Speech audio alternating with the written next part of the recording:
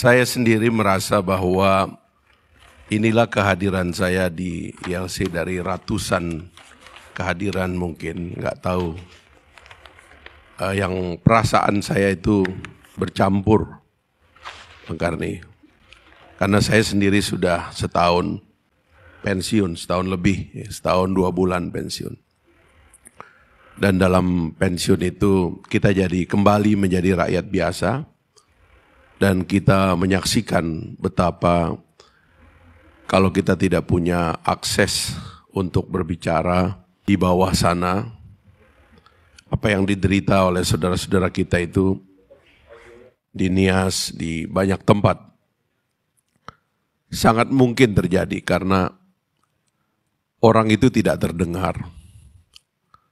Orang itu tidak mengerti bagaimana caranya.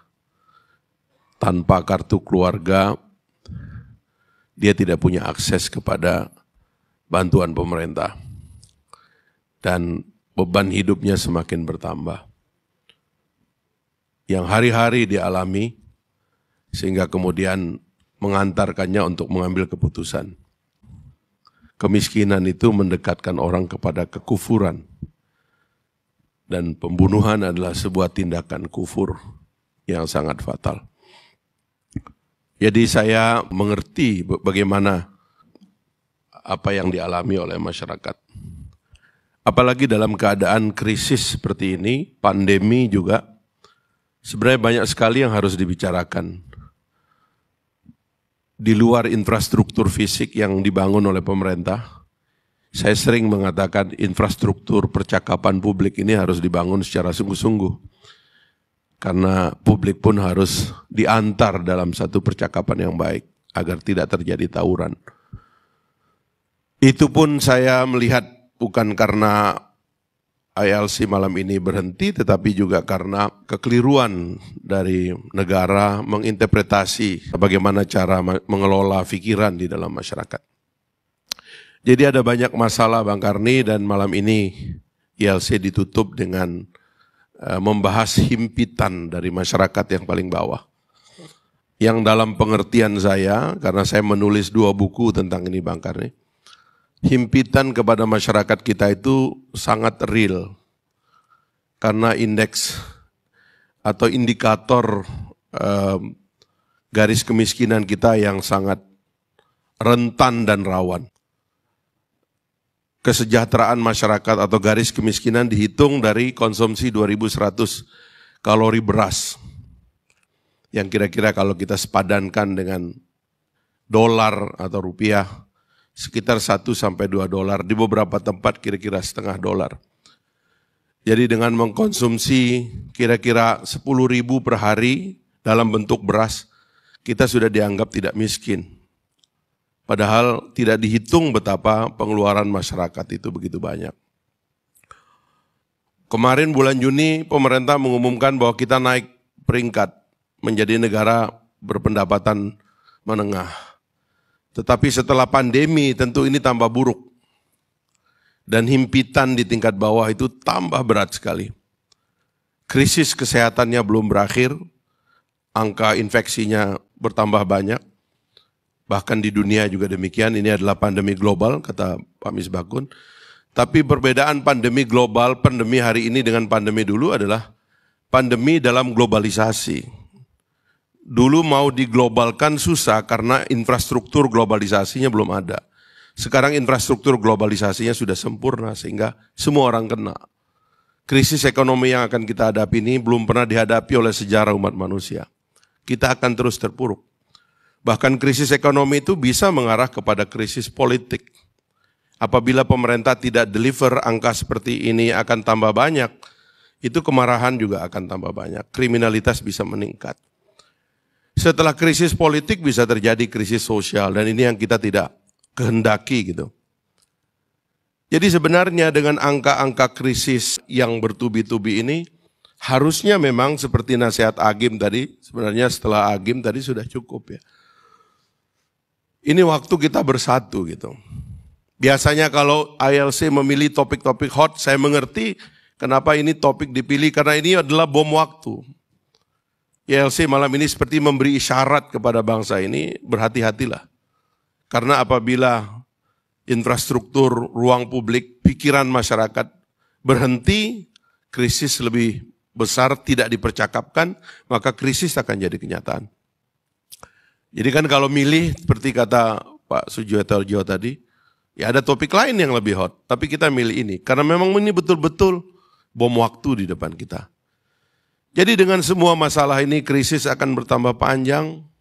Saya sendiri berubah gaya itu, bukan karena saya takut, saya nggak takut dengan siapapun ya.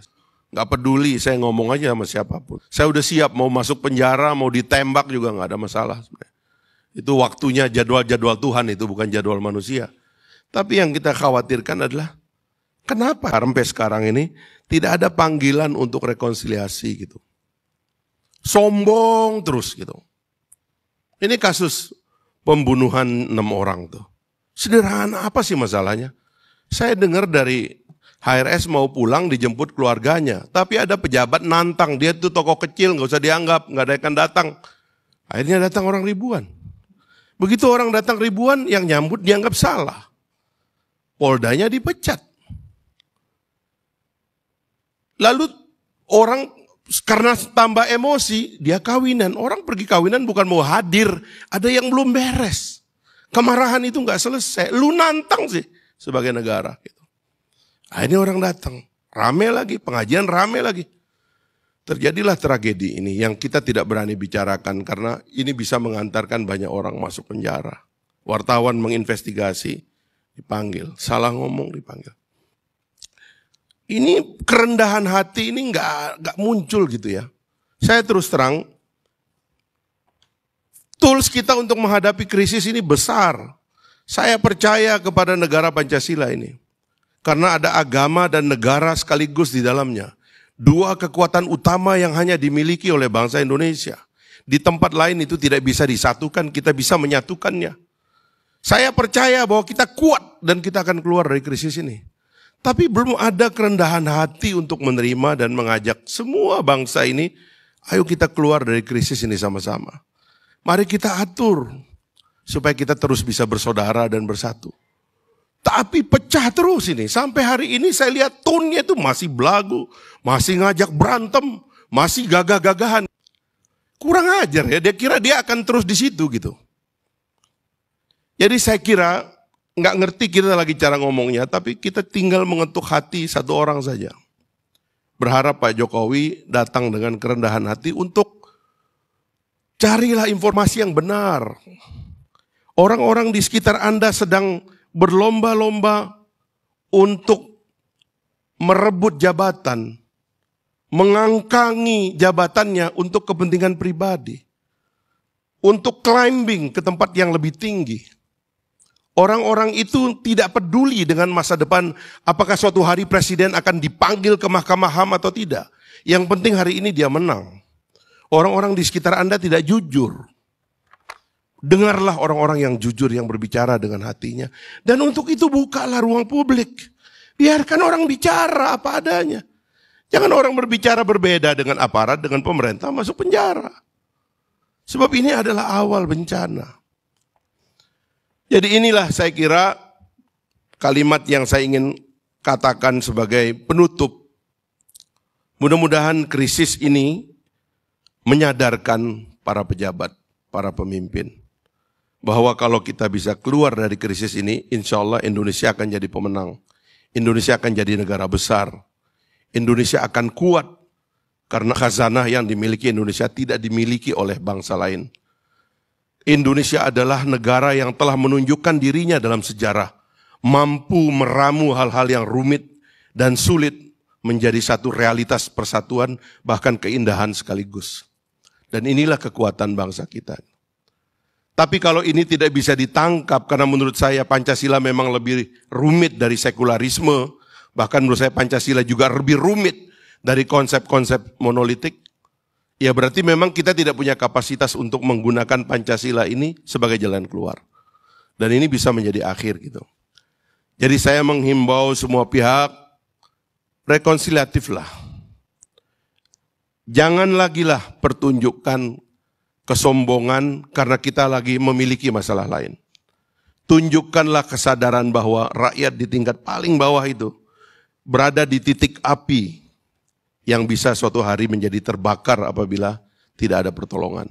Kita sudah bikin alatnya, kita bisa operate. Yang bodoh-bodoh ya keluarlah dari situ. Yang pintarlah yang harus dalam jabatan. Yang ambisi keluarkan, yang korupsi keluarkan. Taruh, ini hari orang-orang baik harus memimpin. Saya kira inilah yang Pak Sujiwotejo tadi saya kira nyanyi itu kan kadang nggak berani ngomong sebenarnya.